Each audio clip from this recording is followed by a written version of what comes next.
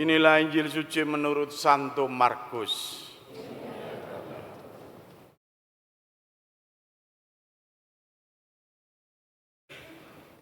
Pada awal karyanya, Yesus beserta murid-muridnya tiba di Kapernaum. Setelah hari Sabat mulai, Yesus segera masuk ke dalam rumah ibadah dan mengajar. Orang-orang takjub mendengar pengajarannya, sebab ia mengajar mereka sebagai orang yang berkuasa, tidak seperti ahli-ahli Taurat. Pada waktu itu di dalam rumah ibadat mereka, ada seorang yang kerasukan roh jahat. Orang itu berteriak, "Apa urusanmu dengan kami, hai Yesus, orang Nazaret? Apakah engkau datang untuk membinasakan kami? Aku tahu siapa engkau, yang kudus dari Allah." Tetapi Yesus membentaknya, "Diam, keluarlah dari dia." Roh jahat itu mengguncang-guncang orang itu, dan sambil menjerit dengan suara nyaring, roh itu keluar dari dia. Mereka semua takjub, sehingga mereka memperbincangkannya, katanya, "Apa ini? Suatu ajaran baru. Guru ini berkata-kata dengan kuasa. Roh-roh jahat pun ia perintah, dan mereka taat kepadanya." Lalu tersebarlah dengan cepat kabar tentang Yesus ke segala penjuru di seluruh daerah Galilea. Demikianlah sabda Tuhan.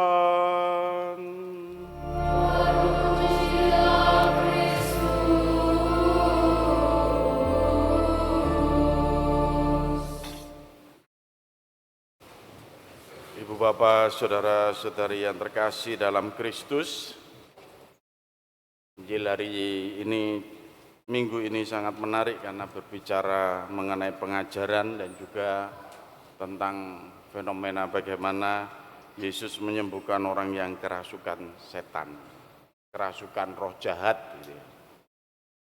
Jadi kalau ditanya apa itu kerasukan atau kesurupan, ya kalau orang Jawa nyebutnya kesurupan, ya, fenomena kerasukan kesurupan ini, itu telaahnya macam-macam. Kalau dalam ilmu psikologi itu disebut dengan possession trance disorder, yang mau menggambarkan bagaimana pengendalian dirinya itu berkurang, kesadaran dirinya hilang, lalu dikendalikan oleh hal-hal yang lain. Jadi terkait dengan mana pengendalian tubuh manusia ini lalu tidak dikendalikan oleh rohnya sendiri, tetapi oleh roh yang lain. Bisa jadi oleh arwah, roh jahat, bahkan kalau dalam budaya bisa jadi dewa-dewi, para leluhur dan sebagainya gitu ya.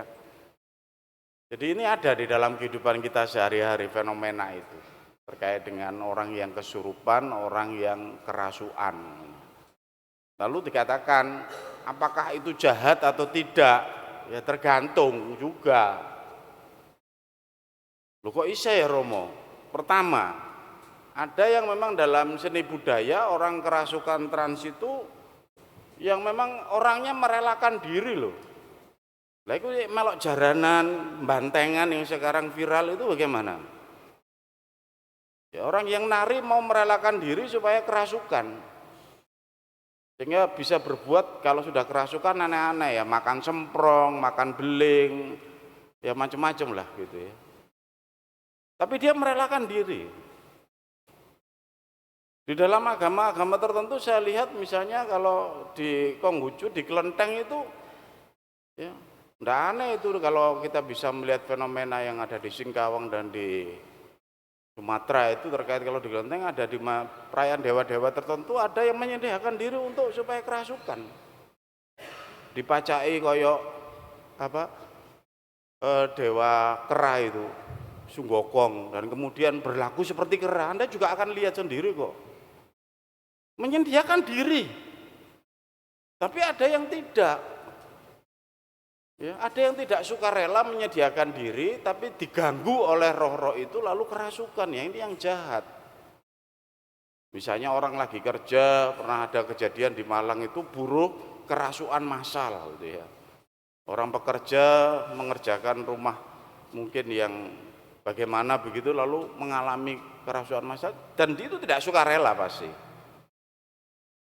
Nah ini kan fenomena Bapak Ibu Saudara-saudari, supaya kita bijak untuk bisa melihat bahwa pengajaran Tuhan mau mengatakan kepada kita semua bahwa dalam kehidupan manusia itu bisa terjadi hal semacam itu, sehingga diungkap oleh Markus ini ya, bahwa Yesus itu juga mengusir roh-roh jahat dari kehidupan manusia itu.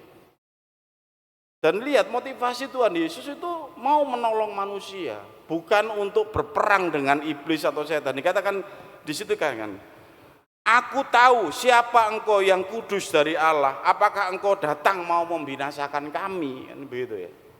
Enggak, Yesus datang ke dunia ini untuk menyelamatkan manusia, karena urusan perang dengan iblis setan itu urusan Allah Bapa. Makanya dia enggak terus kemudian seperti di film-film itu dikeluar terus tarung gitu dengan iblis setan gitu, enggak ada itu. Fantasi kita aja. Ya Yesus mengatakan diam, keluarlah itu, jangan mengganggu manusia ini gitu. Selesai, karena memang hidup Anda dan saya mau dikatakan di dalam pengajaran dia, kita itu harus utuh jiwa dan raga kita, Bapak Ibu Saudara-saudari yang terkasih. Tidak boleh diganggu oleh sesuatu di luar kehidupan kita. Nah ini yang kita mau tunjukkan dalam kehidupan kita sehari-hari, bagaimana manusia itu ya harus menyadari dirinya sebagai manusia yang terdiri dari badan dan jiwa, jasmani dan rohani. Bahwa hidup Anda itu antara yang kehidupan yang materi dan yang spiritual itu menyatu. Sehingga lalu ada hal-hal yang harusnya kita sungguh-sungguh pelihara secara jasmani, tapi ada hal-hal yang harusnya juga seimbang, sungguh-sungguh dipelihara secara rohani gitu. Ya. Nah ini kan lalu bagaimana kita memperlakukan kehidupan kita ini yang bagian dari jasmani dan rohani jadi satu ini yang harus dipelihara. Tadi ditunjukkan di dalam Injil mengatakan bisa jadi manusia itu kena gangguan yang rohani sehingga kerasukan roh-roh jahat. Bisa jadi manusia kena gangguan yang jasmani, kerasukan COVID-19, kerasukan flu, batuk pilek, macam-macam. Sama kan? Tapi apakah kita adil? Kita tidak adil loh dalam memperlakukan tubuh kita, menghargai kita jasmani dan rohani, makhluk Allah ini, kita ini tidak adil. Tantangan milenial kita saat ini itu dunianya ke arah materi, semuanya ukurannya ke materi. Ya. Tingkat kerohanian itu diukur dari tingkat kejasmanian kita ini kan. Jadi kalau saya melihat itu ya zaman ini lebih mengutamakan hal-hal yang jasmani, hal yang materi daripada yang rohani. Tidak ada itu, ada senam kesehatan jasmani, tidak ada senam kesehatan rohani, itu tidak ada. Yang healing-healing kuliner itu soal panganan, tapi pernah Anda kuliner rohani? Tidak pernah.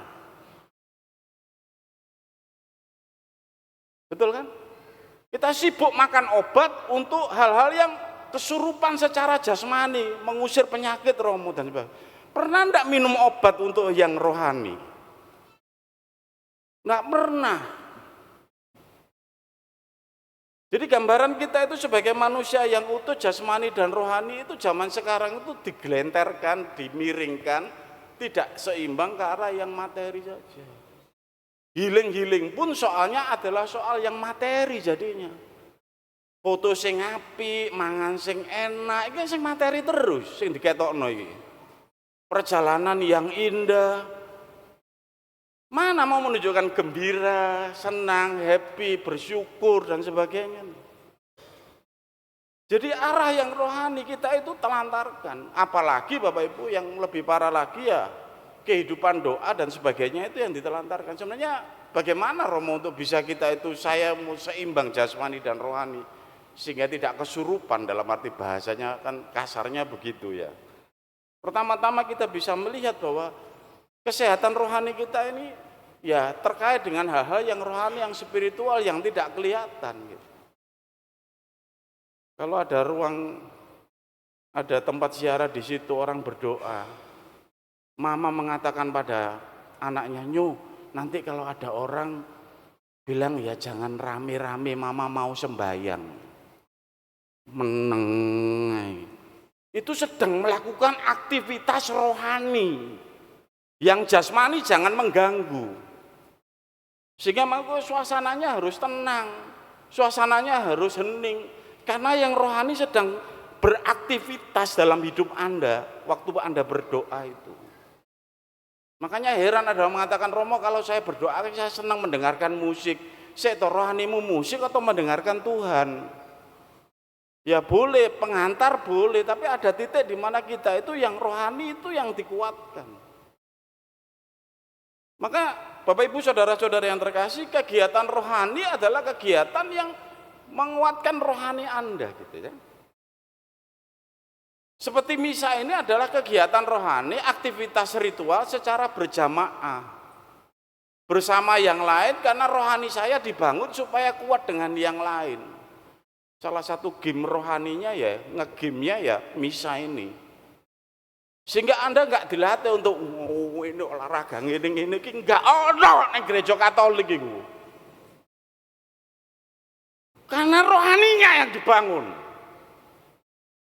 Paham ya? Sehingga itu yang membuat kita itu lalu pulang misa itu mongkok, saya merasa damai Romo, saya merasa diteguhkan, saya merasa tenang Romo, saya merasa dikuatkan hidup saya. Itu rohani Anda yang sudah kuat dan sehat. Maka Bapak Ibu saudara-saudara yang terkasih, kita bisa melihat kalau orang berdoa, aktivitas-aktivitas rohani itu yang penting. Lah sekarang itu siarah gak sibuk siarai, sibuk blonjone ngono ya apa. Padahal mau ke sana itu hening ketemu Bunda Maria berdoa, tapi pikirane kok blonjo apa ya kanca-kancaku lingkungan yo. Bukan umat sini, saya tahu umat tempat saya sana. Iki gak siara jenenge. Wis bayar larang demi kehidupan rohani tapi tidak mendapatkan sesuatu. Hati-hati juga dengan yang kegiatan-kegiatan juga. Anda banyak kegiatan, misal di lingkungan dan sebagainya. Datang itu untuk menguatkan rohani, berdoa bersama dan sebagainya kan. Mendengarkan firman Tuhan, pengajaran menyegarkan rohani kita. Oh ya, itu yang benar, itu yang baik. Makanya Yesus mengatakan akulah jalan kebenaran dan hidup itu sebagai sebuah ajaran. Nah, Bapak Ibu saudara-saudara yang terkasih dalam Kristus, kalau tubuh Anda sehat itu tergantung dengan makanan kan, betul? Apa yang kita asup. Kalau makananku salah ya akhirnya saya sakit. Tubuh jasmaniku sakit gitu ya. Sehingga aku butuh obat untuk menyeimbangkan supaya sehat. Lah kalau tubuh rohanimu sakit, itu berarti salah mangan opo. Bukan salah makan, tapi salah yang sungguh-sungguh dipegang. Karena kehidupan rohani kita itu pada iman dan kepercayaan. Semakin Anda kuat memegang iman dan kepercayaan dengan kuat, seperti tangan Anda memegang sesuatu yang yakin karena kita pegang yang ilahi.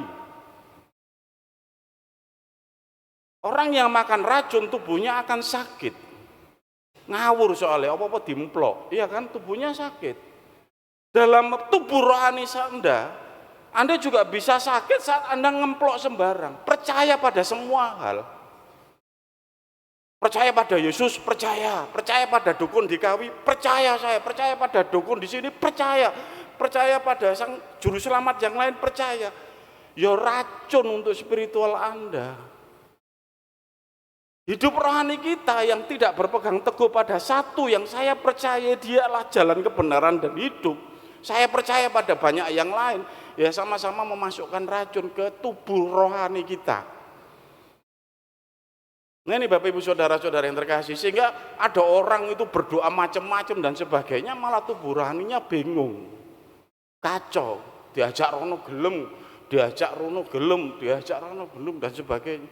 Karena tidak ada pegangan kepercayaan iman yang kuat. Itu yang menyehatkan rohani kita.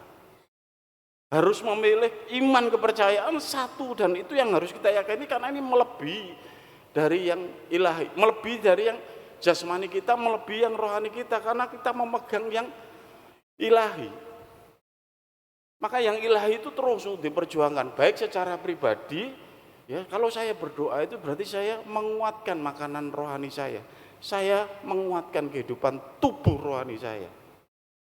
Kalau saya kemudian misa mengikuti kegiatan di lingkungan wilayah itu, saya menguatkan bersama teman-teman yang lain, bersama umat yang lain. Saya kadang-kadang sampai prihatin, ya, umat yang hanya datang misa hanya Natal dan Paskah. Iku badane gede, numpak Fortuner, mambu wangi secara jasmani, tapi tubuh rohaninya kurus kering, balung tok. Gak tahu mangan-mangannya cuma setahun 2 kali, Natal ambek Paskah tok. Iku kaya apa? Apalagi yang berpindah-pindah tadi, bolak-balik konsultasi, bolak-balik karena iman kepercayaannya tidak ada yang satu. Dijak temannya ke kelenteng oke, dijak ke dukun oke, diajak percaya ini oke, tidak percayanya Yesus Kristus yang satu, maka keracunan rohaninya. Nah, Bapak Ibu saudara-saudari yang terkasih, saya juga menyapa Anda yang mungkin merasakan bimbang dalam kehidupan iman Anda. Saya menyapa juga para aktivis yang di gereja ini juga hati-hati, sibuk dengan kegiatan acara, sibuk melayani, lali aktivitas rohaninya kurang dihidupi. Jadi bisa jadi sibuk tapi rohaninya juga kurus karena tidak menyerap, malah yang pesertanya yang menyerap gitu. Pelayanannya bisa jadi oke, tapi kehidupan rohaninya tetap dekat dengan Tuhan, tapi ternyata juga bisa jadi tidak menemukan, tidak kaya dan tidak kenyang dalam kehidupan rohani. Semoga kita semakin terbuka atas pengajaran Tuhan yang memelihara dan menjaga kehidupan kita, menguatkan kita dengan kehidupan yang rohani dalam kehidupan kita melalui Ekaristi, dan semoga kita juga turut meneguhkan kehidupan rohani saudara-saudara kita, orang-orang yang kita kasihi, ya, suami kita, istri kita, anak-anak kita, orang tua kita. Mendoakan itu berarti Anda memberikan, ngirim rangsum rohani kepada orang yang kita doakan. Mari kita saling mendoakan dan saling meneguhkan dalam kehidupan rohani. Berkat Tuhan menyertai kita semua.